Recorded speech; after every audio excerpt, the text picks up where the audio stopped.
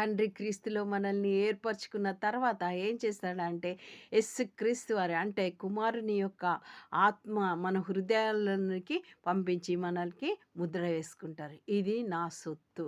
అంటే ఎగ్జాంపుల్‌కి నేను దేవుణ్ణి విశ్వసించి దేవునిలో బాప్తిసం పొందిన తర్వాత దేవుని యొద్ద కనిపెట్టినప్పుడు అక్కడ నన్ను ఆ పరిశుద్ధాత్మ తో బాప్తిసం ఇచ్చి నన్ను ముద్రేసేసుకుంటారు. ఇది నా సొత్తు అని.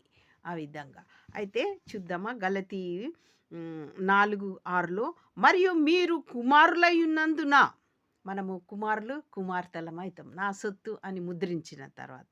నాయన, తండ్రి అని మొరపెట్టు తన కుమారుని ఆత్మను దేవుడు మన హృదయములలోనికి పంపెను. మన హృదయాలలో తన కుమారుని ఆత్మ ఆయన నింపి ఉన్నాడు.